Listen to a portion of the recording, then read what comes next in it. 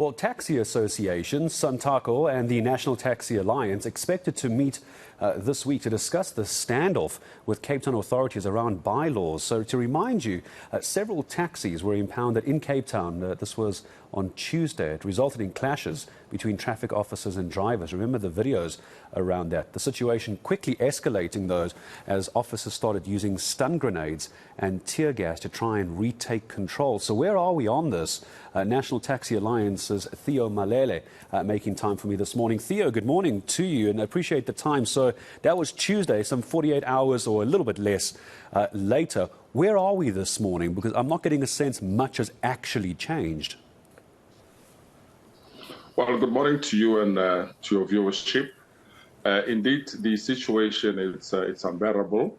As we prepare to go into a meeting in the next 2 hours with our constituencies from throughout the country as the National Taxi Alliance to table a number of issues on the table.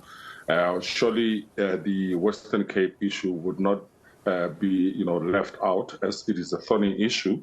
The issue of vehicles being a subject that maybe we need to first talk about.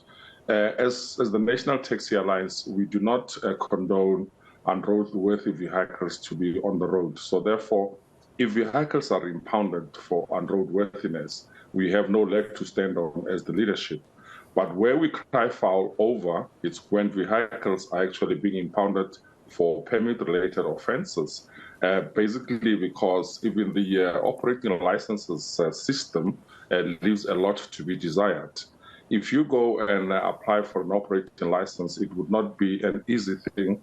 It's so funny that when you do your roadworthy registration, you actually are given a certificate over the counter. Now, we wonder as to why is it that when you apply for an operating license, being known as a taxi operator in good standing with your tax clearance certificate, you are not issued with an operating license over the counter. This then promotes a lot of fraudulent activities on the road where officers collude with drivers and end up taking money as bribes to get those operations underway. Is that a new problem? Theo, help me understand these operating licenses, this delay on it, and the drivers and the taxi owners not getting these operating licenses because, as you say, it's not working as well as it should. Is that a new issue, or has that just been a long-time standing problem?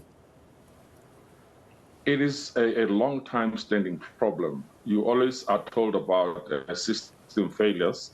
And if it's not system failures, now the matter is being processed, and it takes forever. A case in point is when I had made a new application just recently.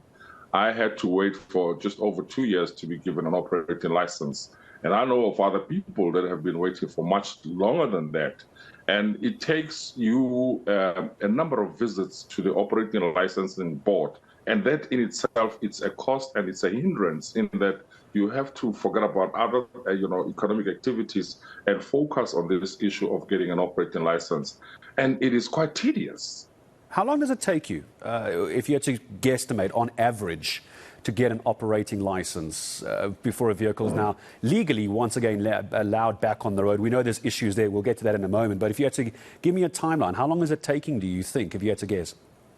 Well, to be frank, it takes forever because I cannot give you an indication of a time spell because it would differ from one person to the other. You have other people, like for an example, I had to wait over two years, and I also had to undergo through the Transport Appeal Tribunal for my operating license to be issued. So there are those other operators who would not even know where to go when your application is being rejected. So that's the one issue you want to deal with this morning, Theo, is the operating license. What is the other big thing you're hoping to address with this? Because we can't have scenes like this on the roads again. What's the other thing? There's quite a number of issues.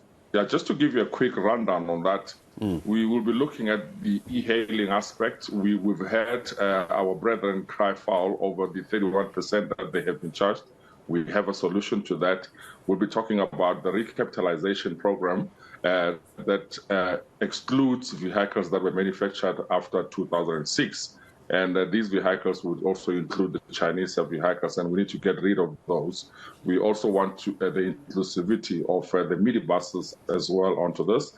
We'll be tabling the electronic fare collection system, to come up with an alternative, innovative fourth industrial revolution system to address, the financial management of the taxi industry.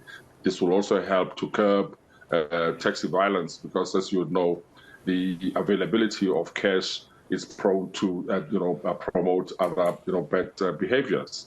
We'll be talking about the issuance of operating licenses I've already alluded to, and we'll also be touching on the National Land Transport Bill, which has been very, very silent on the issue of associations as entities. So there's a lot of admin that you're wanting to deal with, but as you say, it all ties in eventually together, which is how we could end up in a situation like we had on Tuesday. Last question to you, Theo. What's the discussions with your organizations and the police? Where are you on that, about what happened on Tuesday? What's the latest on the incident from Tuesday? Well, I would remember that our counterparts at SANTACO were engaging with the Western Cape government, and those talks went sour. So now the process now is to try and resuscitate, negotiations to resume. And we are in solidarity with SANTACO on this matter.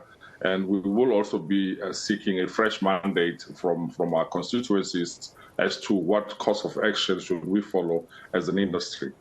All right, Theo, then I'm sure we'll hear from you later in the day. As you say, that meeting taking place later this morning, I'm sure we'll touch base with the association and the alliances again. Theo Malele, national spokesperson of the National Taxi Alliance. There's a lot of issues they want to raise, but of course we still need to try and stay on top of what happened in the Cape Town CBD this last Tuesday.